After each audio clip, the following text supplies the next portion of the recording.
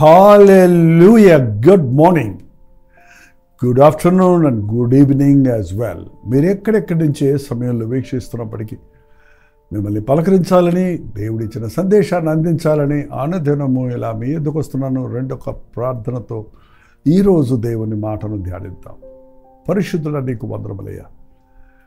ప్రతిరోజు మమ్మల్ని హెచ్చరించడానికి, మమ్మల్ని బలపరచడానికి, మమ్మల్ని నడిపించడానికి నీ మాటలు మాకెంతగానో మేలు చేయుచున్నావు కనుక ఈరోజు మా అందరితో మాట్లాడు. క్రీస్తు నామములో అడుగుచున్నాను తండ్రి, ఆమేన్. నమ్ముతున్నారా అండి దేవుని వాక్యం ద్వారా దేవుడు మనతో మాట్లాడుతున్నాడని? అవును, ఎలా ఉన్నారు? మీ ఉద్యోగంలో ఎలా ఉంది? మీ ఇంట్లో ఎలా ఉంది?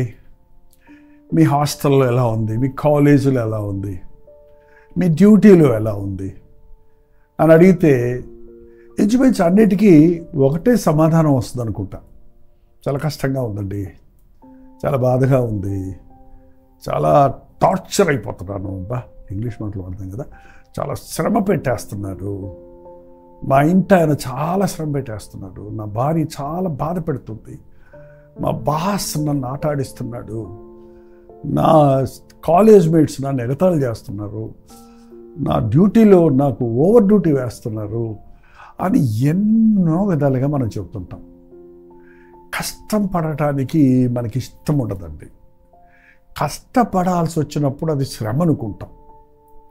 అనేక సార్లు మన కష్టాలకు కారణం మనమేనన్న సంగతి కూడా మర్చిపోతాం. మనల్ని ఇతరులు ఎవరో బాధ పెడుతున్నారు అనుకుంటున్నామే కానీ మనము వారు అలాగూ మనల్ని బాధ పెట్టడానికి కారణంగా ఉన్నామా అన్నది గమనించాలండి.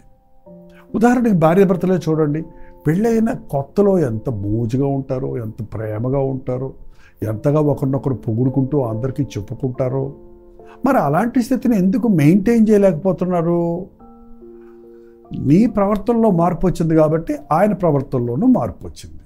There is no doubt about it. మీ బాస్తో కూడా మీరు give respect and take respect అంటారు కదా, ఆయన మాటకు విలువిస్తే ఆ పనిలో నమ్మకంగా ఉంటే మీకెందుకు శ్రమ ఉంటుంది? కొన్నిసార్లు కావాలని మన శ్రమ పెట్టేవారు ఉంటారు, కానీ ఆ శ్రమలో మనం ఓర్పును నేర్చుకోవాలి, సహనం నేర్చుకోవాలి.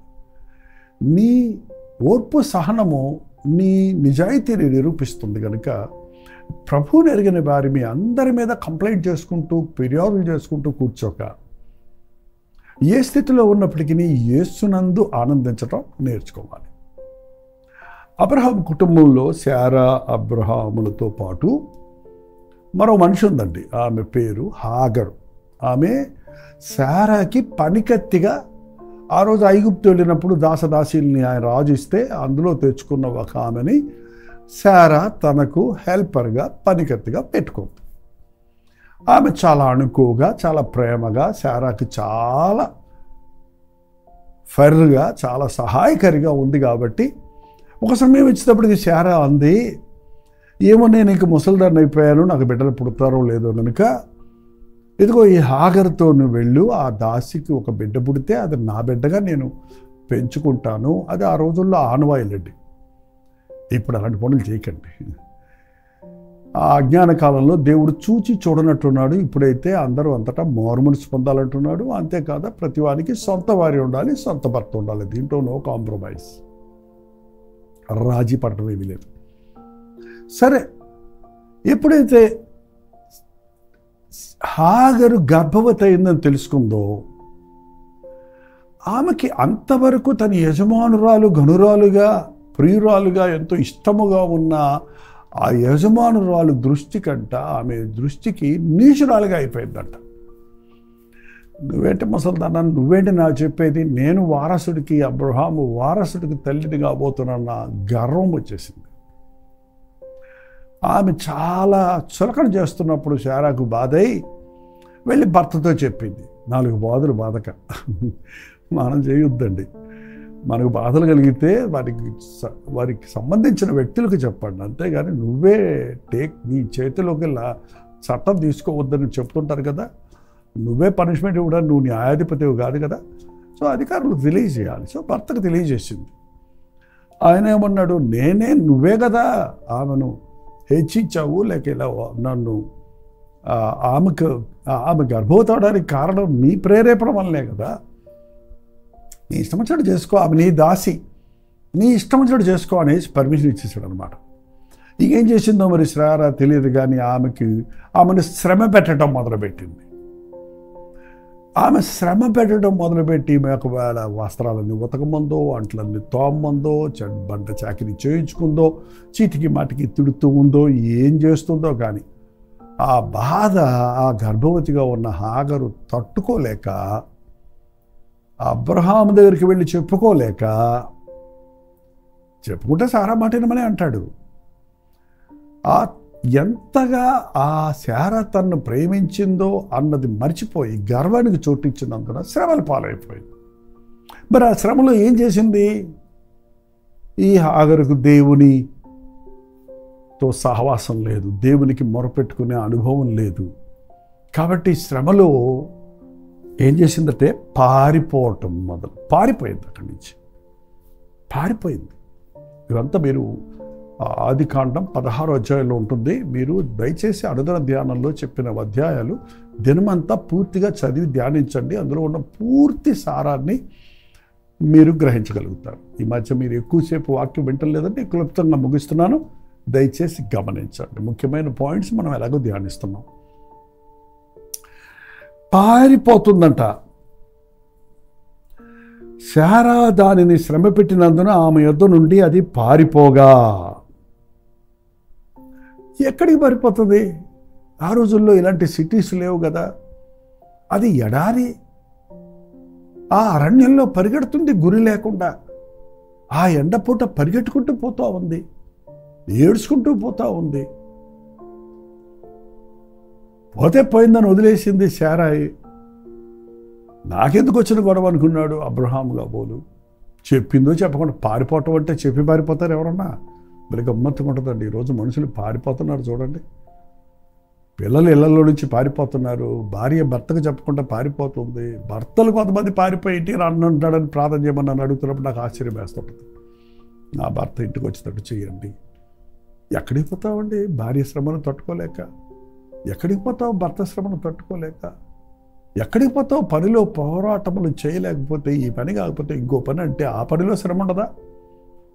పారిపోతుంటే దేవుడు చూశాడండి. ఎంత మంచి దేవుడండి మన దేవుడు, ఎంత మంచి దేవుడండి. మన దేవుడేంటి, మీ దేవుడేంటి, మా దేవుడేంటి, నా దేవుడేంటి, ఈ దేవుడేంటి, ఆ దేవుడేంటి, ఒక్కడే దేవుడు, ఒక్కడే అని అందరు నమ్ముతున్నారు. అది ఎవరో తెలియక కొట్టుకొని వస్తున్నారు.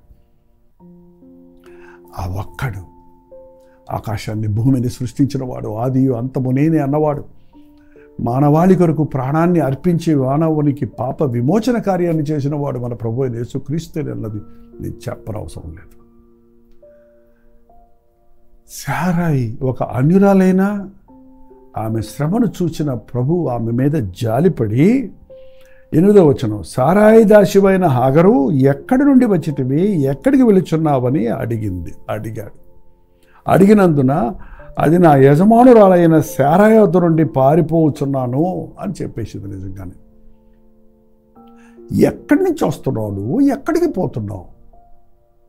నువ్వు అబ్రహాము విశ్వాసపితరుడైన దేవుని ఆశీర్వాదాలు కలిగి ఉన్న అబ్రహాము కుటుంబాన్ని విడిచి ఎక్కడో ఉన్న నిన్ను తెచ్చి ఇంటిలో పెట్టుకొని ఇంతటి దాన్ని చేసిన యజమానురాలని విడిచి ఎక్కడికి పోతున్నావు? ఎక్కడికి పోతున్నాడో తెలీదు. ఎక్కడి నుంచి వస్తున్నాను, ఎక్కడికి పోతున్నాను గుర్తు చేసుకోవాలండి. ఒకటి వదిలి ఇంకో దానికి పోదాం అనుకున్న వారు ఎక్కడి నుంచి వస్తున్నారు, ఎక్కడికి పోతున్నారు? ఈ రోజున చాలామంది పారిపోవటం చూస్తున్నామండి. శ్రమను తట్టుకోక పారిపోయేవారు శ్రమల పాలవుతారు సుమా. బాధను తట్టుకోక పారిపోయేవారు మరిన్ని బాధలలో ఇరుక్కుంటారు. ఎక్కడున్నావో అక్కడ దేవునికి వేడుకోవటం నేర్చుకోండి. శారాయి దాసివైన హాగరు ఎక్కడికి పారిపోతున్నామంటే ఆమె నిజం ఒప్పుకుంది. నేను నా యజమానురాలైన శారాయి దగ్గర నుండి ఆమె నన్ను శ్రమ పెట్టినందున నేను పారిపోతున్నాను. ఎక్కడికి పోతున్నాడో తెలియదు.